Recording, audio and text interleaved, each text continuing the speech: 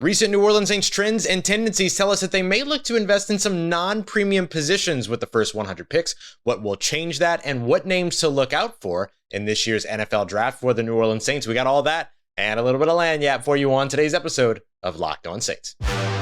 You are Locked On Saints, your daily New Orleans Saints podcast. Part of the Locked On Podcast Network, your team every day.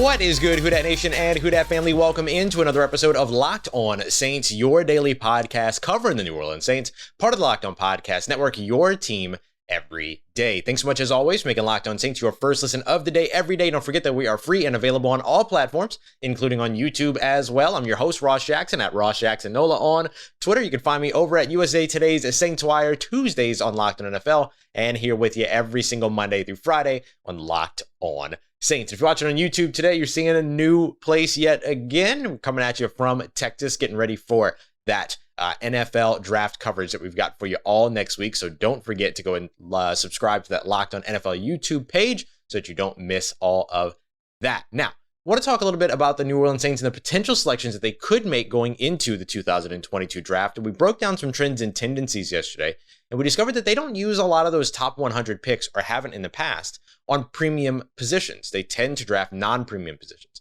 Now, just as a sort of recap around this, the premium positions are quarterback, offensive tackle, particularly left tackle, but in today's NFL, because you have pass rushers coming from either side, really just offensive tackle as a whole, wide receiver, those pass rushers on the defensive side at the edge rusher positions, as well as cornerback.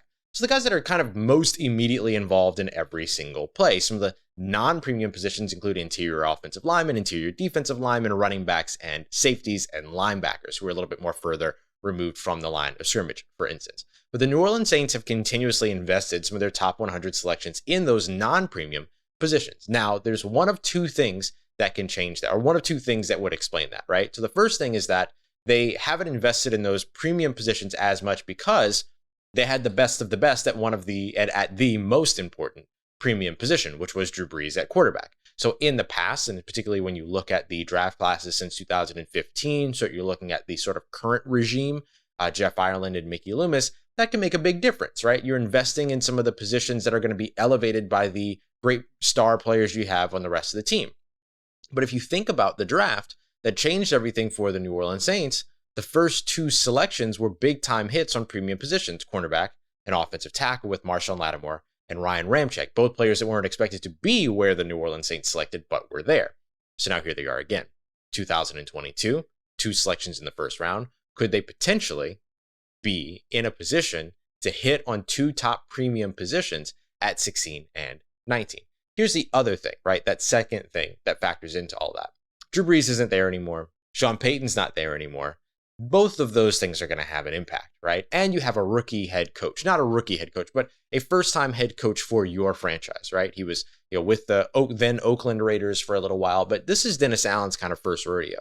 You want to hit on these draft classes if you're Dennis Allen, and one of the best ways to hit on a draft class is to invest in the premium positions at top, or invest in top talent at premium positions. You get in a little bit of trouble investing in some of the mid-level or low-level talent at premium positions, but investing in the top talent at those premium positions helps to set you up for a much longer coaching trajectory and, sort of career track if you're Dennis Allen. So those are the couple of things that I think that end up helping the Saints push a little bit more towards investing in those premium positions over non-premium positions. However, if those premium positions have players that go off the board and you have a choice between the fifth guy when it comes to a premium position like offensive tackle and the first guy when it comes to non-premium position like safety, it kind of makes more sense to go with the top talent at the non-premium position if you're already digging deep down in some of those sort of premier positions instead. So that will be something to consider as well. And you think about draft pairings. Would you rather have, let's say, Kyle Hamilton and Tyler Smith, or would you rather have Trevor Penning and Lewis Seen, right? So it kind of depends upon the pairings and all these other things that kind of get into draft theology, which we're going to dig a little bit deeper into. We're going to get into that, and we're going to talk a little bit about what it is that the New Orleans Saints should be looking for in the first couple of rounds if they're going to go non-premium, right? If they're going to go non-premium, then they need to hit the top talent at those positions. So we'll talk a little bit about who they are, what positions to watch based on those trends and tendencies, and who the players are that could potentially be selected there and why. We'll break that down as we continue on with today's episode of Locked On Saints. First, I get to tell you about our friends over at Shady Rays, an independent sunglasses company that's giving you all the things that you love about those $200 pair of sunglasses that you keep losing and breaking at just a fraction of the price. You're not going to find Shady Rays' insane protection plan either, by the way, anywhere else. So you're going to get those high-end finishes, those well-constructed double frames, and of course the polarized lenses, and you get that protection plan. And the thing about the protection program is that, remember how I mentioned earlier that you might lose or break some of those $200 pair of sunglasses?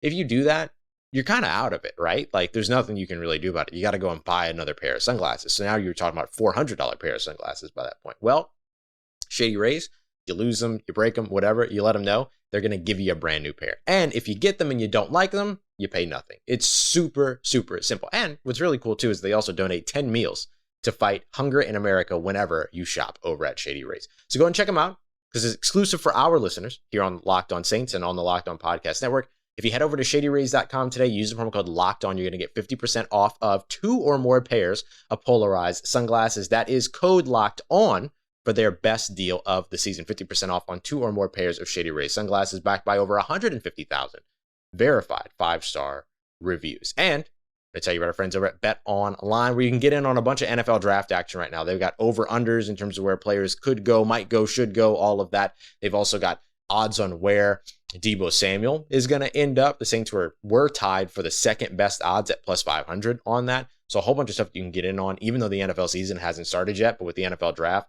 bunch of fun stuff there. If you don't want to bet on the NFL draft, some things are a little bit volatile when it comes to that. No one knows what the draft is going to be like, so it makes it a little bit tough.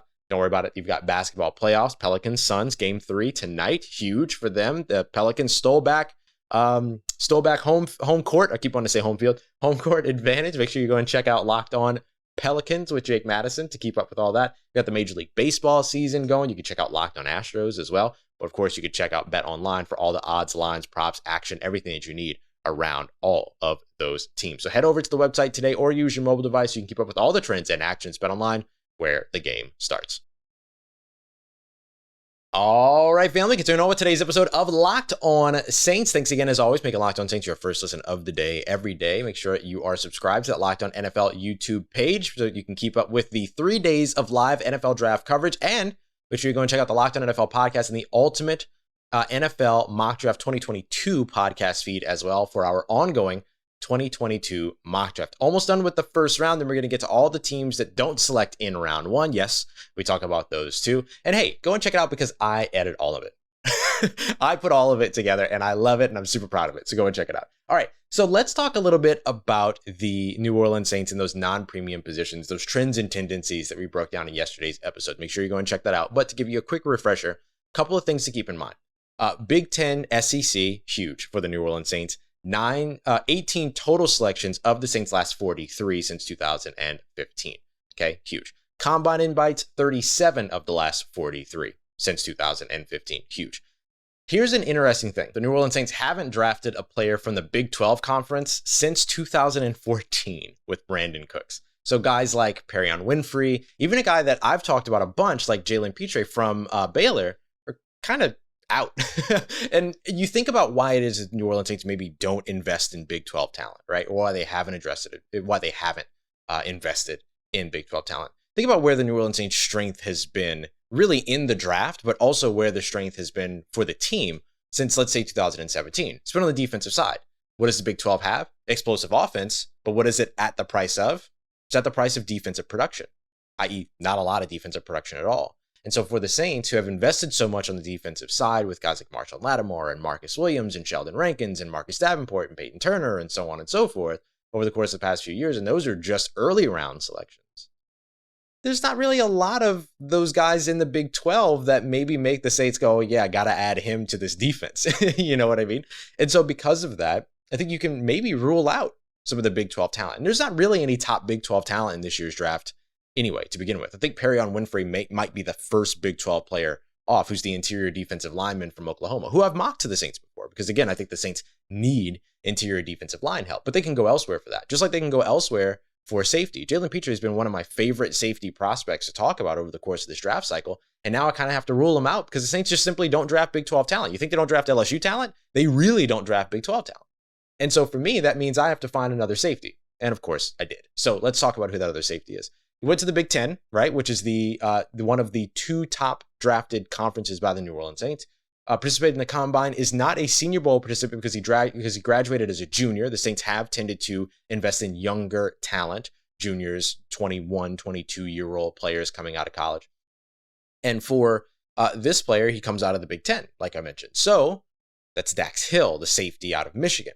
6 foot, 191 pounds, ran a 4.38 40. He's not super explosive. He had like a 33-inch vert, a 10-foot, 1-inch broad jump, but he hits all of the metrics in terms of what it is that the Saints really like in terms of athleticism scores, particularly with agility and with speed. And those are the things that you absolutely need. And the thing that I like about Dax Hill is that he gives you another versatile piece to put back there with Marcus May that, again, gives you the opportunity to choose. Are you going to run more split safety zone looks, right? More cover 2, cover 4 type shells deep? Are you going to use, do you want to use Dax Hill, who has a lot of range at free safety? I don't know that you really want to do that. I don't know that he's really a center fielder, but you can put him there. He's a good tackler, though, so utilizing him in the box, he might be one of the better box safeties in this year's class, with the exception of course, Kyle Hamilton. So he's a little bit of a do-it-all guy, kind of like Jaquan Brisker is out of Penn State, who's also a Big Ten guy. So that's another one that I would look at, would be Dax Hill out of Michigan. And he could potentially be a first rounder for the Saints, who get to 19 and say, okay, the top 5 guys at the premium position that we have a need for, whether it be offensive tackle or wide receiver, are off the board. But the number 2 guy that we have a need for, or at a position that we have a need for that's non-premium, is still on the board in Dax Hill. So let's go ahead and grab him now. So there's a real opportunity for the Saints to be able to do that. They could do that at safety. They could do that at another non-premium position too, defensive tackle. And one that you keep seeing more and more, Peter Schrager keeps doing it. Jordan Davis, the defensive lineman, the interior defensive lineman from Georgia, who is, let me make sure I get his numbers right because his numbers are kind of superhuman. But you look at his numbers as he came into the Combine, which is really where he blew up. And like I mentioned, I've always been a little bit concerned about like these late risers that just blow up because they had a good Combine. But look, when you're 6'6", 341 pounds, and you run a 4.78 40, that's pretty incredible. And you jump 32 inches in the air, and you jump 10 foot 3 inches when it comes to the broad jump, which is more, by the way, than what Dax Hill did. Pretty outstanding, right? So that could be a position where the Saints go back to. We've seen them do that before. They've gone back to interior defensive line early on in the draft. Think back to Sheldon Rankins, who was the safest pick in that year's draft. I don't think Jordan Davis is as safe as a guy like Sheldon Rankins was, but then Sheldon Rankins, what happened? He came in, he dealt with injuries, and he's no longer on the team either. So how safe was he really, right? So Jordan Davis, somebody that plays like 24 snaps in the biggest game of the year, could all of a sudden be a first rounder for the New Orleans Saints because they see him as a number 1 talent at a position of need at a non-premium position, while all of the top talent on all of the premium positions could already be off the board by the time they get to 19. I think it would be a fallback situation, not one that I'd be particularly happy to see because it would mean that the board didn't fall the way that it really should for the Saints, which should leave the opportunity to go tackle and wide receiver in the first round, which I still think is the best use of those first round assets. But if that's the route that they decide to go, Jordan Davis is a guy that at least makes sense. Now, he's going to play more snaps in the NFL than he played at Georgia. He probably would have played more snaps at any other team in college football than Georgia's defense, who rotated defensive linemen all the time. But let's not pretend like the Saints don't rotate defensive linemen as well. So those would be 2 non-premium position players that I would watch in the first round. Again, I think offensive tackle and wide receiver should be the focus. But if the board simply doesn't fall their way, they don't trade up, they can't trade up, whatever, and then they have to stand pat at 16 and 19 and just kind of see what falls to them, they could get one of those premium positions at 16, but maybe at 19, their only options are non-premium. And so you go with the top player available at that position who are going to be top talent at those non-premium positions as opposed to 5-6 players down on those premium spots. So we'll see what happens for the New Orleans Saints. If they went that route, it means that they could potentially look at tackle, for instance, in the second round, right? Jump at wide receiver at 16, see what falls to you at 19. If a tackle doesn't fall for you there, you don't have to reach for one because there are a couple of second round prospects that make sense in terms of the New Orleans Saints trends and tendencies at offensive tackle that they could potentially invest in there instead at 49. So let's break that down as we continue on and wrap up today's episode of Locked On Saints. And I'm going to tell you real quick about our friends over at Built Bar, best tasting protein bar on the market, the protein bar that tastes like a candy bar, mint brownie, peanut butter brownie, coconut almond, cherry barcia, incredible flavors that you can go and check out. And of course, they have those built puffs as well. Told you all about those brownie batter built puffs. They were absolutely phenomenal, super, super good. So I hope you got the chance to try those. Make sure you go over to the website today to see what they've got, because there's limited edition flavors rolling around all the time. And those built puff bars, they go quickly because they're the world's first like protein infused marshmallow. Like, who does that? Only Built Bar. That's who does it. 4 or 5 grams of sugar, 4 or 5 grams of net carbs, 17, 18 grams of protein, covered in 100% chocolate. These things are incredible. Protein bars taste like candy bars. Go and check them out. Best tasting candy bars on the market. I promise you, I've tried them all. Go to built.com, use the promo code LOCKED15, LOCKED15 for 15% off of your next order. That is promo code LOCKED15 for 15% off at built.com. Let's get it, Who Dat Nation. Wrapping up today's episode of Locked On Saints with a quick look at a premium position that the New Orleans Saints could still take advantage of in the top 100, even if they can't figure it out in the first round. So for those of you that have been listening along to the Ultimate Mock Draft 2022, you know that the 2 selections that I made at 16 and 19 were at 16, Trevor Penning, offensive tackle out of Northern Iowa, and then at 19, wide receiver, Treylon Burks out of Arkansas. And the reason why I did that was because I believe that the wide receiver talent would last much more efficiently, I guess you can say, until 19 than the tackle position would last all the way to 19, right? Like if I passed on Trevor Penning at 16, he was probably going to go at 17 to the Los Angeles Chargers. Then maybe I took Jameson Williams at 16 instead, right? Trevor Penning goes 17 to the Chargers. And then at 19, who am I drafting at tackle, right? Then I would have to go to another position. So let's say that exact scenario works out that way for the Saints. The Saints at 16 this year draft Chris Olave or Jameson Williams or Garrett Wilson, right? Your favorite wide receiver. They draft him at 16. Then at 19, Evan Neal, Ikem Ekwonu, Charles Cross, and Trevor Penning all off the board, right, at tackle. So your premium position of need isn't really available for you to address anymore in the first round. Yeah, you could go Bernard Raymond, but again, you're talking about a guy that started playing tackle 2 years ago and is already 24 years old, doesn't have a lot of development of potential ahead of him. Are you going to roll the dice on a guy like Daniel Falele, or are you going to roll the dice on another tackle? Probably not, right? You're going to wait until the second round to do that. Even if it means trading up in the second round, you're probably going to wait until the second round to do that. So let's say the Saints go, let's just for fun go Big Ten. Let's go SEC Big Ten for the sake of conversation, right? So let's say that they go Jameson Williams at 16, and then they go Daxton Hill at 19, right? So then you've taken care of wide receiver, premium position, right off the bat. Hopefully they sign Jarvis Landry so you don't have to rush Jameson Williams back. And then at 19, you go non-premium, but still a position of need.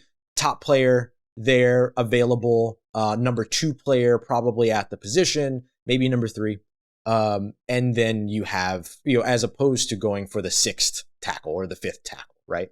So then you wait until the second round and trade up. So who are some of the second round tackles that you could find? Because the drop off from Trevor Penning to, let's say, Bernard Raymond is bigger than the drop off from Bernard Raymond to one of these guys that you can get in the second round.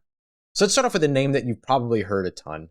And it's somebody that hasn't really picked up maybe a ton of conversation around second round. Most of the conversation you hear around this guy, Tyler Smith, offensive tackle out of Tulsa, by the way, is that he shouldn't be drafted in the first round, but he's probably a good second round prospect. So, okay, great. Let's say that that's true.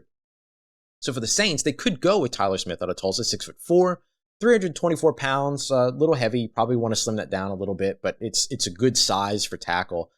He's not as tall as you like some of your tackles. Certainly the Saints, who tend to draft around 6'6", 6'7" when it comes to tackle, but okay, whatever. So then you have a guy like Tyler Smith who can play inside, can play outside, so he gives you a little bit of versatility. He's got 5.02 speed, which is really good, specifically at his size as well. It's not Jordan Davis fast, but it's still really good. And then all of a sudden, you have somebody in the second round that is able to help you out when it comes to your tackle spot, right? Your other premium position of need. So then you have Tyler Smith, you have James Hurst, for instance, as well, that's already on the roster that could jump in and be able to be a part of what it is that you're trying to get done at offensive tackle. And maybe the need at left tackle is a little bit more overblown on the outside than it is within the facility. It completely possible that something like that would be the case too, because the Saints do have a lot of faith and they do really like James Hurst. And perhaps that puts them in a situation where they're not as much in a rush at tackle as we think they are, which allows them to do something like go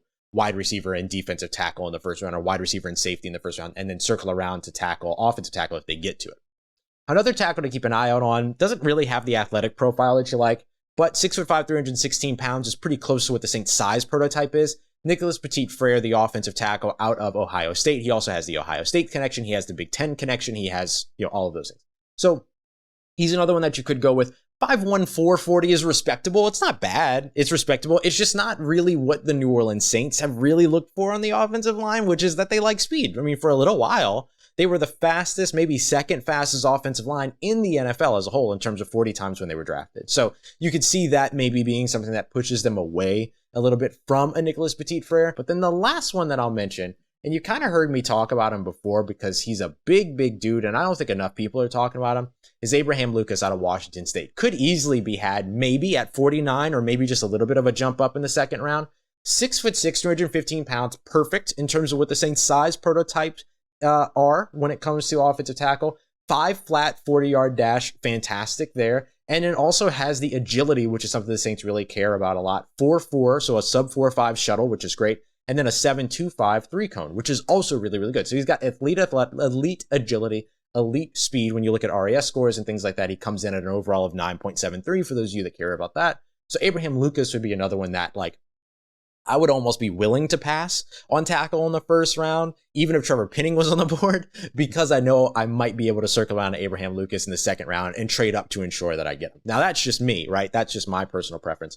But for the New Orleans Saints, they at least have those options that check all of the boxes, that do all of the things. He's a Pac-12 guy. He's not a Big 12 guy, which is very important. And the Saints have drafted, let me see if I can pick this up real quick, how many big Pac-12 players, 5 Pac-12 players over the course of the last since 2015, which is the third most conference that they have drafted from. So something to consider there in terms of the New Orleans Saints being able to go top talent, non-premium position, passing on 6th or 7th level talent at a premium position in the first round to be able to circle around to pretty consistent talent, right? Pretty much the same talent in the second round to not have to blow that 19th overall selection. And instead, they get 3 starters in that way. If you walk away with, let's say, Chris Olave or Jameson Williams, you walk away with Dax Hill and in the first round, and then in the second round, you circle around to Abraham Lucas, you've got 3 starters in the first 3 selections. And that's what I think the New Orleans Saints should be targeting to do at 16, 19, and 49, personally. And if those are 3 guys out of their top 20 or 25, like what we've heard from Mickey Loomis is what they hope to be able to do, then even better. All right.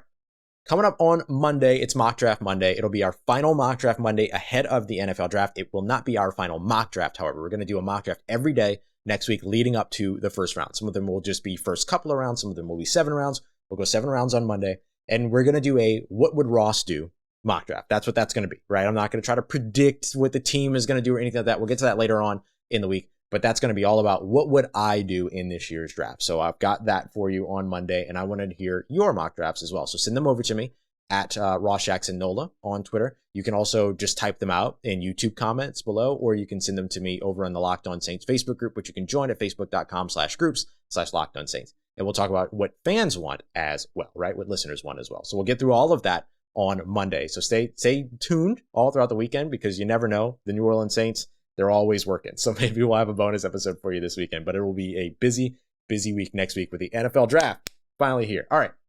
That's going to do it. I appreciate y'all so much again for making Locked On Saints your first listen of the day every day. Don't forget to go and check out the Locked On NFL Draft podcast. Like I said, the NFL Draft is next week. So make sure you're getting all the information up to date, inside stuff that you need over at the Locked On NFL Draft podcast with Eric Crocker and Ryan Tracy, as well as their rotating band of bandits. No, they're not bandits. They're analysts, and they're really good. All right, go and check them out. I appreciate y'all, as always, making me a part of your day. As always, for everything else you need in between these episodes and your New Orleans Saints, make sure you follow me on Twitter at Ross Jackson, NOLA. Hit me up. Let me know how the family's doing. Let me know how you're living. Let me know how you're momming them. Trust you, that nation. I'll holla at you.